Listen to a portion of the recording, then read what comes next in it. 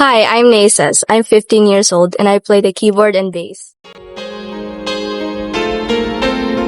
I hear the ticking of the clock. I'm lying here, the room's pitch dark. Get you home.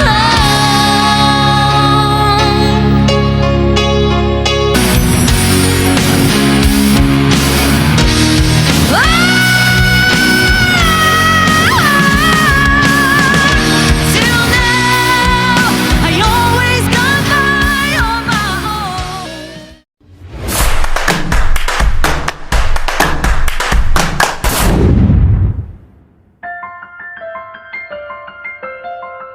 Kamusta mga boss? Welcome sa aking munting channel, ang Kanta Kwento, kung saan may kantahan, may kwentuhan pa. Alam ko kaya mo nakinlik ang video na ito dahil interesado ka kay Nasus, ang keyboardist at bassist ng pambansang family band na Mission Souls. Ito ang Mission Souls Zambales Concert Highlights na tatalakay natin ngayon. Napakaganda at punong-puno ng karisma ng batang ito. Pero maniwala kayo o hindi, tunay na halimaw pag nasa entablado na. Iba ang lakas at galing niya kapag tumutugtog. Talagang nakakabilib. Bukod sa galing niya sa pagtugtog ng keyboard at bass, malaki rin ang ambag niya sa pagkakaisa at ganda ng tugtugan ng buong banda. Kaya naman sa kwentong ito, bibigyang diin natin ang husay ni Nasus sa entablado at kung paano niya pinapaganda ang bawat kanta ng pamilya. Kung gusto mong makita at marinig ang galing niya, panoorin mo hanggang dulo ang mga clips na inihanda ko. Pero bago natin ito simulan, kung bago ka pa lang dito sa channel, hihingin ko muna ang suporta ninyo. Paki-hit ang like at subscribe. Paki-comment din kung taga saan ka para malaman ko kung hanggang saan umabot ang kwentong ito natin. Maraming salamat! Ayos, wag na nating patagalin pa. Samahan niyo ako hanggang dulo. Mission Souls Zambales Concert Highlights. Ang galing at karisma ni Nasus. Let's do this! Let's go! Baby, do you know what that's worth? Ooh, heaven is a place on earth. We're still on earth.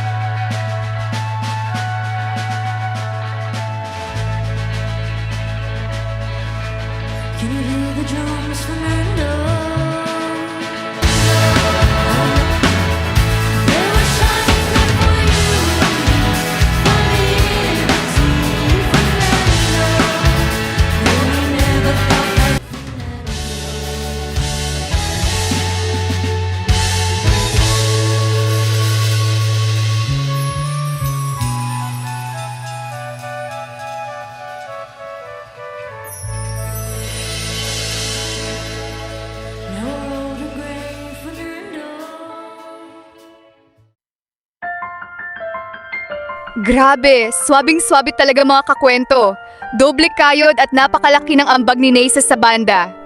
Speaking naman ng banda, alam niyo ba na ipinasilip na ng Milo and the Sparrow ang teaser ng kanilang original na kanta na pinamagatang 1,000 times?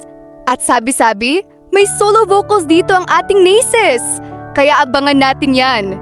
Hindi ko rin maiwasang isipin, bakit kaya hanggang ngayon ay hindi pa rin inilalabas ng Mission Souls ang kanilang mga original na kanta? Sa tingin ko, may malalim silang dahilan.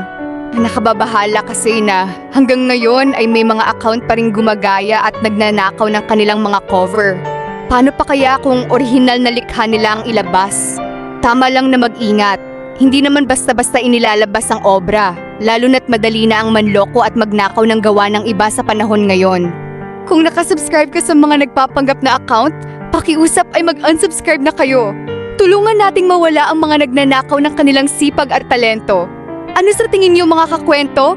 Hindi ba't nakaka-amaze ang ganda, karisma, at halimaw na galing ni Neysa sa entablado?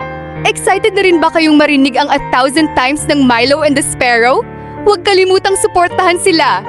Muli, huwag kalimutang like, share, at subscribe dito sa Kanta Kwento.